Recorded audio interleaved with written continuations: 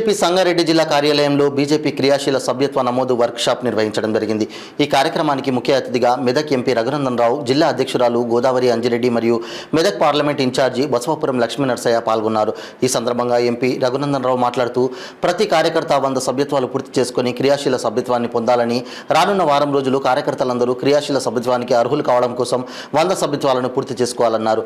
ప్రతి బూత్లో 2 క్రియాశీల సభ్యత్వాలు తీసుకునే విధంగా పట్టణ మండల అధ్యక్షులు కృషి చేయాలని అన్నారు. గతంలో అధికారంలో ఉన్న 10 సంవత్సరాలు పాలించిన నాయకులు రాజకీయాలపైన వైదొలగాలని అనిపిస్తుందని, కేటీఆర్, నువ్వు మరియు కేసీఆర్ రాజకీయాల నుంచి వెళ్లిన తెలంగాణ ప్రజలకు ఎలాంటి నష్టం లేదన్నారు. నువ్వు అధికారం కోసం రాజకీయాలకు వచ్చావని, అధికారం వెళ్లిపోగానే రాజకీయాల నుంచి వెళ్లిపోవాలని ఆలోచన కలుగుతుందని అన్నారు. గతంలో మీరు ఫామ్ హౌస్ నాటకాన్ని తీసుకొచ్చారని, అదే ఫామ్ హౌస్ నాటకాన్ని కాంగ్రెస్ ప్రభుత్వం తీసుకొచ్చిందని ఎద్దేవా చేశారు. ఈ కార్యక్రమంలో జిల్లా ప్రధాన కార్యదర్శి అనంతరావు, కులకర్ణి, రాజశేఖర్ రెడ్డి, జిల్లా ఉపాధ్యక్షులు వెంకట నరసింహారెడ్డి, ప్రతాప్ రెడ్డి, రామకృష్ణ, రాష్ట్ర కార్యవర్గ సభ్యులు రవీందర్, ఎడ్ల రమేష్, నారాయణఖేడ్ మాజీ ఎమ్మెల్యే విజయపాల్ రెడ్డి, మండల పట్టణ అధ్యక్షులు, బూత్ అధ్యక్షులు, శక్తి కేంద్రం ఇన్ఛార్జీలు తదితరులు పాల్గొన్నారు. అధికారంలో ఉన్న 10 సంవత్సరాలు ప్రజా సమస్యల పరిష్కారం కోసం సమయం దొరకని కొంతమంది నాయకులు ఒక పక్క వేదాంతాలు మాట్లాడుతూ ప్రస్తుతం మన రాజకీయాలను చూస్తుంటే విరక్తి వస్తుంది, రాజకీయాలు పనిచేద్దాం అనుకుంటున్నా అని ఒక పక్క ముచ్చట పెడుతూనే ఇంకో పక్క రాష్ట్రం అంతా పాదయాత్ర చేస్తా అని చెప్పి ఇంకో ప్రశ్నకు సమాధానం చెప్తా ఉన్నారు. ఈ 2 మాటలు చూస్తా ఉంటేనే వాళ్ళు ఎంత డైలమాలు ఉన్నారనేటువంటి సిచ్యువేషన్ మనకు అర్థమవుతుంది. మంచి రాజకీయం ఎవరైతే 10 ఏళ్ళు బాగా అనుభవించిన వాళ్ళు అంటే అధికారంలో ఉంటేనే మనకు ప్రజలు, అధికారంలో ఉంటేనే మనకి రాజకీయం, ప్రతిపక్షంలోకి వస్తే ప్రజల పక్షాన్ని కొట్లాడేందుకు సార్ కోరుకోలేదు. బంద్ చేద్దాం అనుకుంటున్న రాజకీయం సార్ జల్దీ బంద్ చేసిపోయి అమెరికాలో బాత్రూమ్లు కడిగే కార్యక్రమం మొదలుపెట్టు. తెలంగాణ సమాజానికి పరపడేది ఏం లేదు. మీరు రాజకీయాలు ఉన్నా లేకున్నా మీరు ఆయన పోయి 10 నెలలకోనే ఫామ్ హౌస్లు ఉన్నాడు, ఎవరైనా పరపడేదా? అయ్యేదంటే అమ్మాసాగదని ఊళ్ళలో సామెత ఉంటుంది కదా. కేటీఆర్ అంటే తెలంగాణ రాజకీయాల్లో ఉన్నా మాకేం పరగపడదు, లేకున్నా మాకేం పరగపడదు.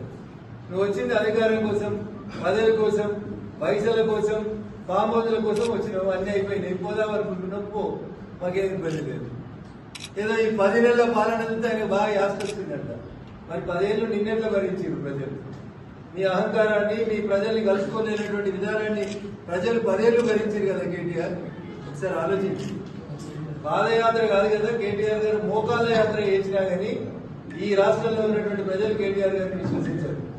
ఎందుకంటే ఆయన దేవుడిని నమ్మడు, ఆయన మీద ఆయనకు నమ్మకం లేదు, వాళ్ళ నాయన మీద ఆయనకు నమ్మకం లేదు, వాళ్ళ చెల్లె మీద నమ్మకం లేదు. ఆయనకి కొత్త ప్రభుత్వానికి పెద్ద తేడా లేదండి.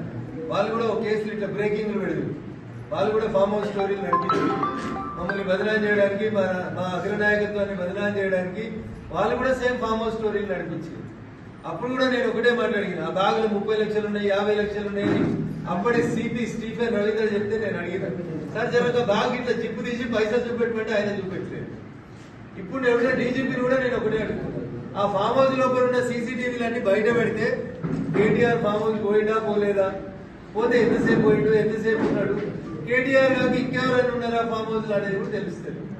పాలేంది నీళ్ళేంది అనేది కుల్ల తెలవాలంటే జన్వాడ ఫామ్ హౌస్ ఉంటున్న సీసీటీవీల ఫుటేజీలు, జన్వాడ ఫామ్ హౌస్ లోపల ఉన్నటువంటి సీసీటీవీల ఫుటేజీలు ప్రజల ముందు చెప్తే కుల్ల అవుతుంది కదా కేటీఆర్ గారు. పంచాయతీ టీవీలో తెలియదు బాబు, వాళ్ళు రేవు పార్టీ అని చెప్పారు. మీ ఎమ్మెల్యే చెప్పిండు కదా, రావుల పార్టీ అంటే తాగుతాం, మా దగ్గర ఆడవాళ్ళు కూడా తాగుతారని మాట్లాడింది కదా మీ ఎమ్మెల్యే. మరి ఆ ఎమ్మెల్యేకి ఏం బుద్ధి చెప్తావో చెప్పు. దీపావళి పండుగ నాడు తెలంగాణలో ఎవరైనా తాగుతాడా కేటీఆర్? బాగా చదువుకొని వచ్చిండు కదా మీ కోరుట్లో ఎమ్మెల్యే, అమెరికాలో, లండన్లో చదువుకొని వచ్చిండు, పెద్ద డాక్టర్ అని చెప్తారు. తెలంగాణలో ఆడవాళ్ళు తాగుతారు. అందుకనే నేను అడిగినది, రేవు పార్టీయా రావుల పార్టీయా? 10 మంది చుట్టాలు కూర్చొని తాగినాం, 10 మంది తాగితే 20 సీసాలు వెళ్ళింది. 10 మంది తాగితే 2 సీసాలు 3 సీసాలు ఉండాలి. అక్కడ కనబడుతున్న సీసాలు చూస్తే బార్ నడిచినట్టు నడుతుంది అక్కడ దర్బారు. అందుకని జన్వాడ ఫామ్ హౌస్ అసలు సీసాల విషయాలు బయటికి రావాలంటే సీసీటీవీ ఫుటేజ్ బయట పెట్టండి. పాలేంది నీళ్ళేంది అనేది కుల్లా తెలుస్తాయి. బామ్మర్ది దావత్ అయితే బావు పోయిందా పోలేదా, బావుకు బామ్మర్దికి మంచుకున్నదా లేదా, ఇవన్నీ మాకెందుకబ్బా, ఫుటేజ్ బయట పెట్టు. పాలేంది నీళ్ళేంది అనేది బయటపడుతుంది. అందుకని ఫామ్ హౌస్ పంచాయతీలోంచి బయటికి రావడానికి కేటీఆర్ అని ట్విట్టర్లో పెట్టి ప్రజా సమస్యల పరిష్కారం కోసం సమయం దొరకని కొంతమంది నాయకులు ఒక పక్క వేదాంతాలు మాట్లాడుతూ ప్రస్తుతం ఉన్న రాజకీయాలను చూస్తుంటే విరక్తి వస్తుంది, రాజకీయాలు బంద్ చేద్దాం అనుకుంటున్నామని ఒక పక్క ముచ్చట పెడుతూనే ఇంకో పక్క రాష్ట్రం అంతా పాదయాత్ర చేస్తా అని చెప్పి ఇంకో ప్రశ్నకు సమాధానం చెప్తా ఉన్నారు. ఈ రెండు మాటలు చూస్తూ ఉంటేనే వాళ్ళు ఎంత డైలమాలు ఉన్నారనేటువంటి సిచ్యువేషన్ మనకు అర్థమవుతుంది. మంచి రాజకీయం ఎవరు 10 ఏళ్ళు బాగా అనుభవించినాం కదా. అంటే అధికారంలో ఉంటేనే మనకి ప్రజలు, అధికారంలో ఉంటేనే మనకి రాజకీయం. ప్రతిపక్షంలోకి వస్తే ప్రజల పక్షాన కొట్లాడేందుకు సార్ ఓపిక లేదు. బంద్ చేద్దాం అనుకుంటున్న రాజకీయం సార్ జల్దీ బంద్ చేసిపోయి అమెరికాలో బాత్రూమ్లు అడిగే కార్యక్రమం మొదలుపెట్టు. తెలంగాణ సమాజానికి పరకోడేది ఏం లేదు. మీరు రాజకీయాలు ఉన్నా లేకున్నా మీ నాయన పోయి 10 నెలలకోలే ఫామ్ హౌస్లు ఉన్నాడు, ఎవరు పరకోడదా అయ్యేదైతే అమాసాగదని ఊర్లలో సామెత ఉంటుంది కదా. కేటీఆర్ అనేటువంటి తెలంగాణ రాజకీయాల్లో ఉన్నా మాకేం పరగపడదు, లేకున్నా మాకేం పరగపడదు. నువ్వు వచ్చింది అధికారం కోసం, పదవి కోసం, పైసల కోసం, ఫామ్ హౌస్ల కోసం వచ్చినావు. అన్నీ అయిపోయింది, పోదాం అనుకుంటున్నావు, పో, మాకేం ఇబ్బంది లేదు. ఏదో ఈ 10 నెలల పాలన చూస్తే ఆయన బాగా యాస్త వచ్చిందంట. మరి 10 ఏళ్ళు నిన్నెట్లా భరించారు ప్రజలు? మీ అహంకారాన్ని, మీ ప్రజల్ని కలుసుకోలేనటువంటి విధానాన్ని ప్రజలు 10 ఏళ్ళు భరించారు కదా కేటీఆర్. ఒకసారి ఆలోచించి, పాదయాత్ర కాదు కదా కేటీఆర్ గారు మోకాళ్ళ యాత్ర చేసినా కానీ ఈ రాష్ట్రంలో ఉన్నటువంటి ప్రజలు కేటీఆర్ గారిని విశ్వసించారు. ఎందుకంటే ఆయన దేవుని నమ్మడు, ఆయన మీద ఆయనకు నమ్మకం లేదు, వాళ్ళ నాయన మీద ఆయనకు నమ్మకం లేదు, వాళ్ళ చెల్లె మీద నమ్మకం లేదు, ఆయనకి వాళ్ళ భావం మీద నమ్మకం లేదు. ఎప్పుడు ఏ రంగంగా ఎవరు పొడుస్తారు అనేటువంటి భయాందోళనలలో ఆయన బతుకుతా ఉన్నాడు. కాబట్టి ఆయన మోకాళ్ళ మీద తిరుపతికి నడుస్తాడా? తప్పైంది కొండగట్టు కాడ బస్సు యాక్సిడెంట్ అయినప్పుడు నేను మా నాయన రాలేదు, భక్తులని పరామర్శించలేదు, పొరపాటు అయిందని మోకాళ్ళ యాత్ర చేస్తాడా కొండగట్టుకి? లేదా వేములవాడకి 100 కోట్లు ఇస్తాను మా నాయన ఇయ్యలేదు, భద్రాచలంకి 100 కోట్లు ఇస్తాను ఎగ్గొట్టినాం, అయ్యా రామయ్య క్షమించు అని చెప్పి భద్రాచలంకి నడుస్తాడా?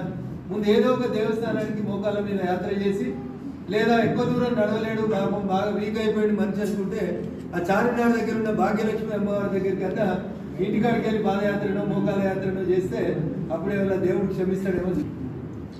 వీళ్ళు 10 ఏళ్లలో చేసినటువంటి అరాచకాలని ప్రజలు భరించే ఎక్కువ చేసారు. నీకు 10 నెలలు ప్రతిపక్షంలో కూర్చునే ఓపిక లేకపోతే ఇక ఇంతకంటే దురదృష్టం ఇంకొకటి ఉంటుంది. Thank you. మమ్మల్ని బదనాలు చేయడానికి, మా అగ్రనాయకత్వాన్ని బదనాలు చేయడానికి వాళ్ళు కూడా సేమ్ ఫామ్ హౌస్ స్టోరీని నడిపించి, అప్పుడు కూడా నేను ఒకటే మాట్లాడిన, ఆ బాగులో 30 లక్షలు ఉన్నాయి, 50 లక్షలు ఉన్నాయని అప్పటి సిపి స్టీఫెన్ రవీంద్ర చెప్తే నేను అడిగిన, సార్ జర